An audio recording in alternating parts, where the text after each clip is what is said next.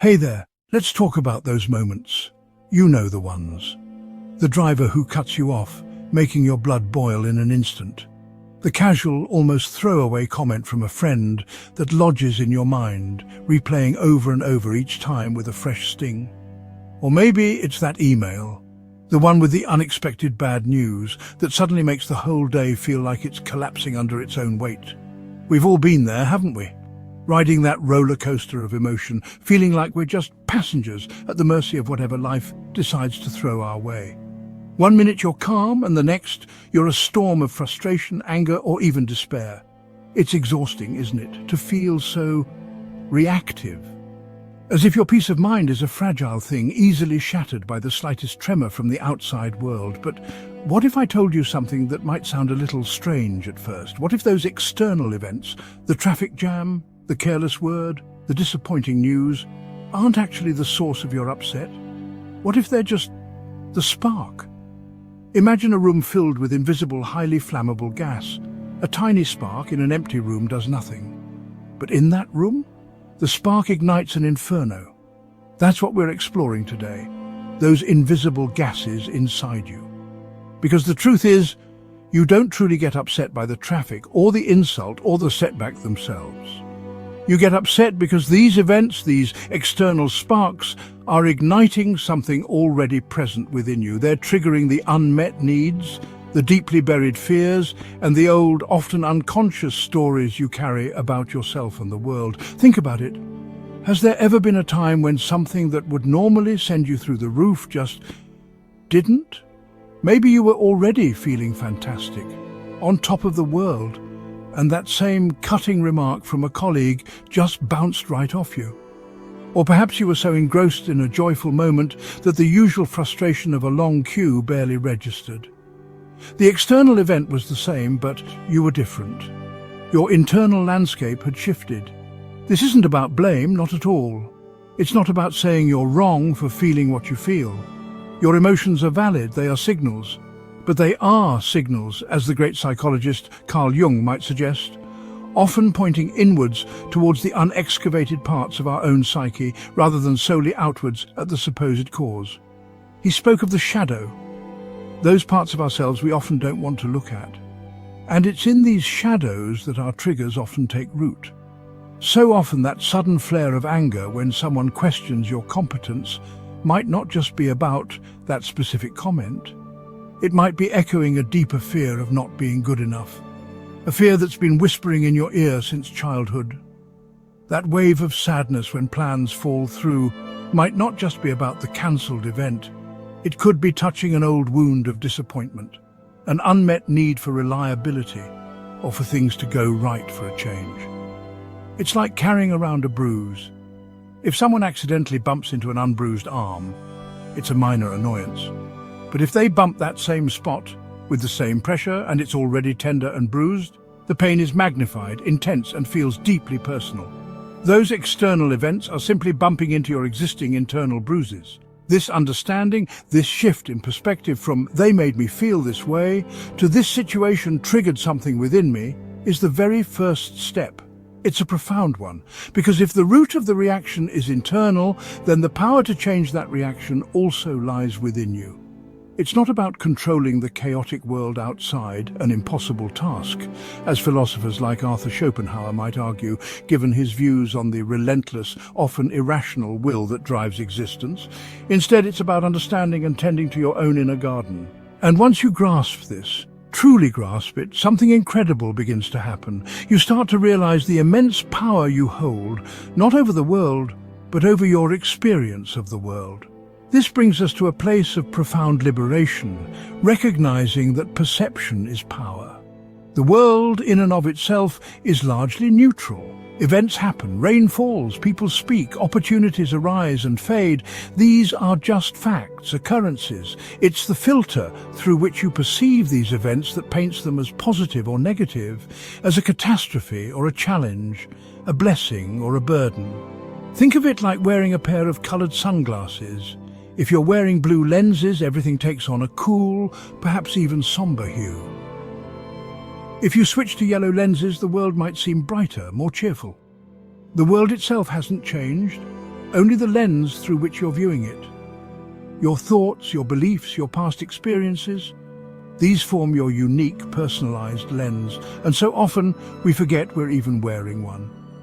We assume that the way we see things is the way things are, but the philosopher Epictetus, a cornerstone of Stoic thought, reminded us centuries ago, men are disturbed not by things, but by the views which they take of them. It's not the event, but your judgment about the event that causes your suffering. So when that promotion you were counting on goes to someone else, the raw event is simply that. The promotion was given to another person. One filter might color this as, I'm a failure, I'll never get ahead, this is a disaster.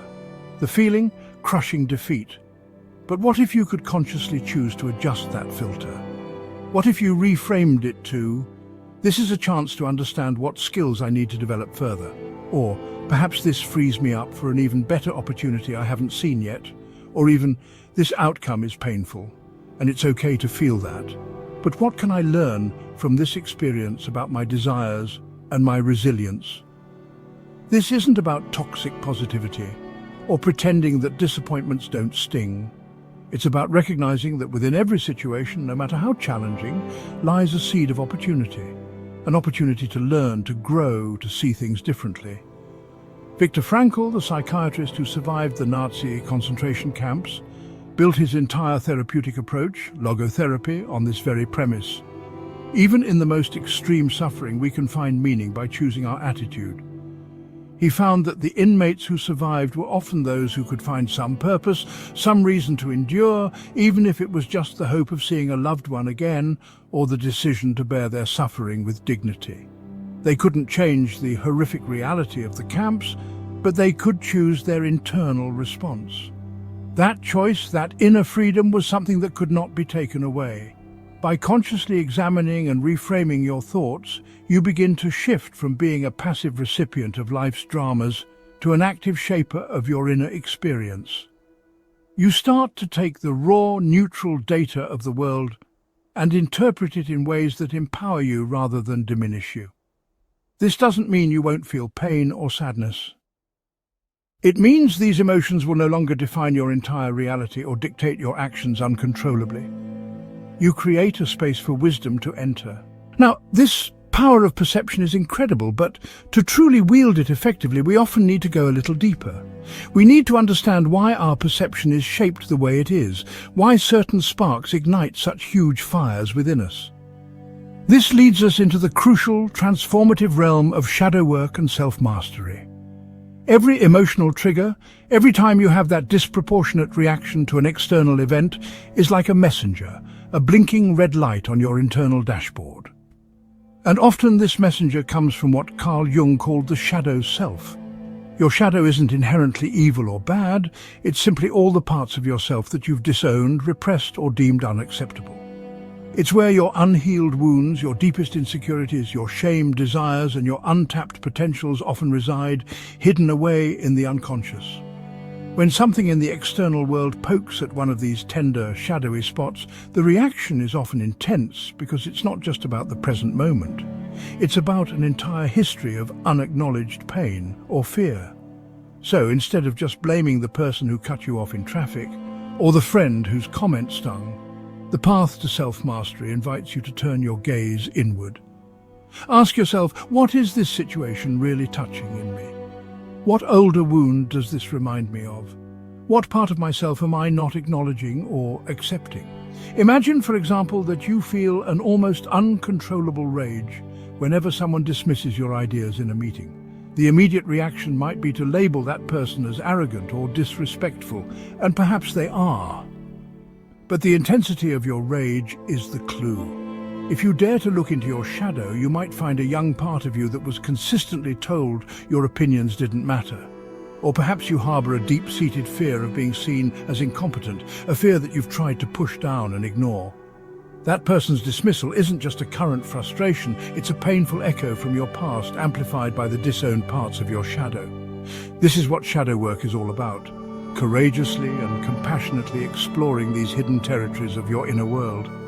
It's about bringing light to those unlit corners, not to judge or condemn what you find, but to understand and integrate it. Friedrich Nietzsche urged us to become what you are. This journey into the shadow is a fundamental part of that becoming. It's about reclaiming the power you've unknowingly given away to these unhealed wounds and unacknowledged aspects of your being. It's not always comfortable, this inner excavation. It requires honesty and a willingness to sit with discomfort. But every trigger embraced as a teacher, every shadow aspect acknowledged and brought into the light, reduces its power to control you from the dark. You start to heal those inner bruises, so when life inevitably bumps into you, it doesn't cause an explosion of pain. You become more whole, more integrated, and the external world has less and less power to unsettle your core. This is the path to true self-mastery, not dominating others, but understanding and integrating oneself. As you courageously engage with your inner world, healing those wounds and understanding your triggers, you begin to cultivate an incredible strength. You start the journey of becoming untouchable. Now, untouchable doesn't mean becoming cold, emotionless, or building impenetrable walls around your heart. Quite the opposite. It means developing such a strong internal anchor, such a profound sense of self-awareness and inner peace, that the storms of the external world can rage around you, but they no longer have the power to capsize your ship. How do you cultivate this inner fortitude? It's a process, a practice of essentially rewiring your brain. 3 powerful allies on this journey are mindfulness, cognitive reframing, and gradual exposure to discomfort.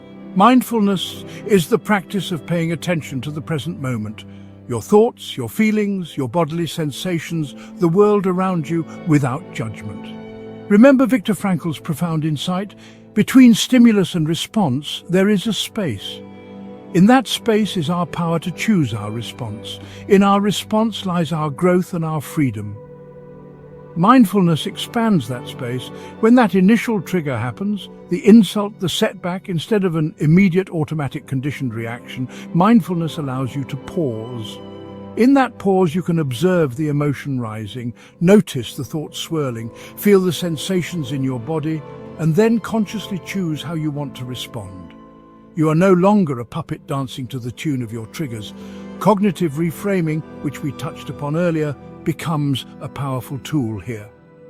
Once mindfulness gives you that space, you can actively question and change the habitual negative thought patterns that fuel your reactions. Is that thought, "I am a total failure," really true? What's the evidence? Are there other ways to look at this situation? You start to challenge the stories your mind tells you, the ones that used to send you spiraling. You become the editor of your own inner narrative.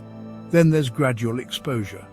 This might sound a bit daunting, but it's about intentionally and safely exposing yourself to situations that typically cause you discomfort, but in small, manageable doses. If public speaking terrifies you, you don't start by giving a keynote to thousands. You start by speaking up more in small meetings or practicing with friends. If criticism stings deeply, you might consciously ask for constructive feedback more often, learning to receive it without immediate defensiveness. Each time you face a small discomfort and realize you can handle it, you're building resilience. You're teaching your nervous system that you're safe, that you are capable. You're desensitizing yourself to old triggers, not by avoiding them, but by meeting them with awareness and strength. Through these practices, you literally begin to rewire your brain. Old neural pathways that led to automatic painful reactions start to weaken. New pathways associated with calm, considered responses and inner stability begin to strengthen. Insults might still register, but they no longer have that sharp, soul-piercing sting. Failures are seen not as definitions of your worth, but as data points on the path of learning and growth. Uncertainty, once a source of profound fear, becomes an acknowledged part of life, perhaps even an invitation to adventure and trust. You're not trying to eliminate emotions, you're learning to navigate them with grace, to feel them without being consumed by them. You become the calm center of your own storm. And this journey, from understanding your internal roots of reaction to mastering your perception, to doing the deep work of integrating your shadow, and finally to cultivating that resilient, untouchable core, leads you to an extraordinary way of experiencing life. It allows you to shift into living as the observer. Imagine your mind is like a vast stage, And on this stage, thoughts, emotions, and sensations appear as actors. For most of your life, you might have believed you were these actors. When anger appeared, you were anger. When fear appeared, you were fear. You were caught up in the drama, playing a piece on the board, moved and manipulated by the forces and narratives playing out within you. But as you cultivate this inner awareness, you begin to realize something profound. You are not the actors. You are not even just the player, trying to strategically move the pieces. You can become the audience, the calm, curious spectator watching the play unfold. Or even more powerfully, you can become the director, aware of the script but able to choose how the play proceeds.